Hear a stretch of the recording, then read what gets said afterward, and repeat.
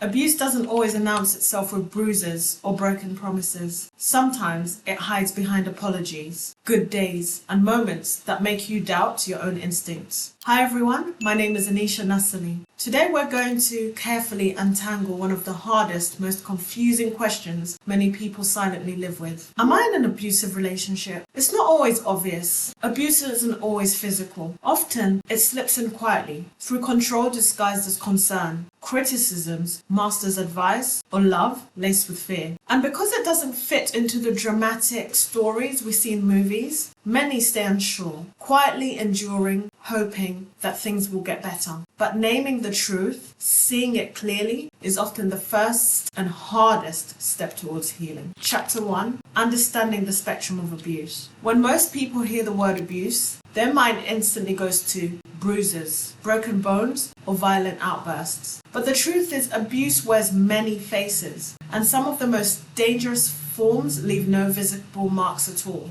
Emotional abuse. It starts quietly, a constant stream of criticism, little comments that chip away at your confidence. You're overreacting. That never happened. You're too sensitive. Over time, you start to doubt your own memory, your own feelings, even your own sanity.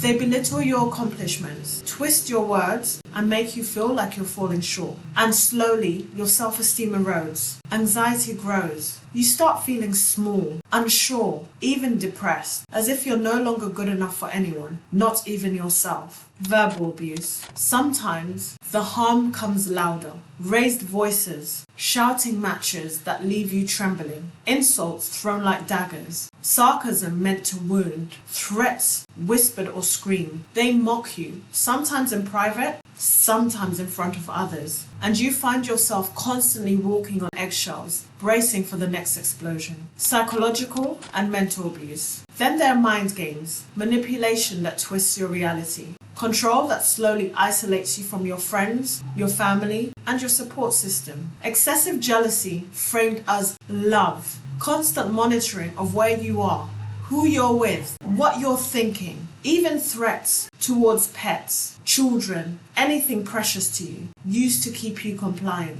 Over time, confusion takes over. You feel trapped, paranoid, like you're losing pieces of who you are, until one day you barely recognize yourself anymore. Chapter 2. Behavioral red flags and what abusive patterns look like. Abuse doesn't often happen in a straight line. It moves in cycles, making it even harder to recognize and harder to leave. There's tension building, quiet but heavy, like waiting for something to snap. Then comes the incident, an argument, a blow-up, or something far worse. Afterwards, there's reconciliation, apologies, promises, even moments of tenderness, and then calm, a fragile peace, until the cycle starts again. Control and isolation. One of the most common patterns is control. Subtle at first, then suffocating. They want to know where you are, who you're with, what you're doing. Your phone? Checked. Your emails? Read. Bit by bit, they dictate who you can see, cut you off from your friends, family, even co-workers. They may stop you from working, prevent you from going to school, deny you financial freedom. Slowly you become dependent, trapped, alone. Constant criticism and belittling. No matter what you do, it's never enough. They find fault in everything.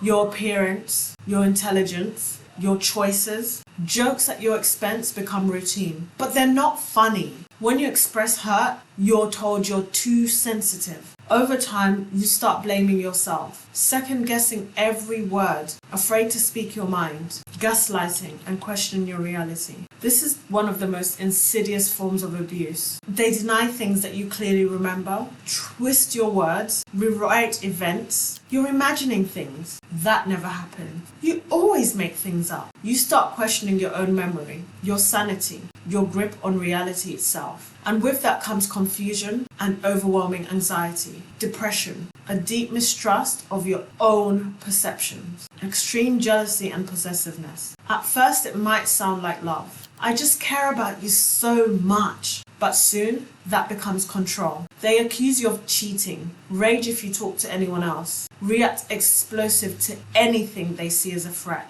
The fear grows, the anxiety builds, and you feel like you're constantly walking a tightrope just to keep the peace. Chapter 3, internalized impact. How abuse affects you. Over time, the wounds of abuse don't just stay on the surface. They sink deep inside. You have an erosion of self-worth. You may start to feel like you're never enough. No matter how hard you try, it's always wrong. You lose touch with who you are, your own value. Self-doubt becomes constant, like a quiet voice always questioning you from within. Then there's isolation and loneliness. You pull away from the people who once grounded you. Friends, family slowly fade from your daily life. You feel like no one would understand, or worse, that you're too ashamed to share. The loneliness grows, even when you're not physically alone. Physical and mental decline. Chronic stress starts taking a toll. You feel anxious, depressed, drained. Sleep becomes restless or impossible. Your body aches in ways that you can't explain. The emotional weight slowly turns into physical suffering. It's not your fault. Dispelling the blame. I need you to hear this clearly and deeply. If you're experiencing any of these signs, it is not your fault. You're not responsible for anyone else's abusive behavior. You didn't provoke it. You didn't deserve it. And no amount of better or more loving will change their choices. Abusers abuse because they choose to control, manipulate, and harm. You cannot fix what isn't yours to fix. If you've made it this far in the video, thank you so much. I would really appreciate it if you could leave a comment below if you're finding this helpful so far. Chapter 4, what to do next. Taking the steps towards safety and healing. Leaving an abusive relationship is not simple. In fact, it's one of the most dangerous, complicated times. This is not about a quick fix. If you're in immediate danger, call emergency services. Have a safety plan ready and take each step carefully. Reach out to someone you trust, a friend, a family member, or a domestic abuse helpline. These organizations exist to help you. They're confidential, non-judgmental, and trained to support you in these moments. And when you're ready, professional therapy can be a vital part of your healing. There are counselors like myself who specialize in helping survivors rebuild, rediscover, and reclaim their lives. Recognizing abuse is the first and incredibly bravest thing you could do. You deserve a relationship built on respect, kindness, and equality. If anything in this video resonated with you, please take action. Share your story with someone you trust. Your journey to healing a life from abuse starts now. Also, make sure to check out the description below if you want to check out a private video from myself, which shares some personal insights about handling a toxic relationship. Thank you so much for watching, and in the meantime, take care of yourself because you deserve it.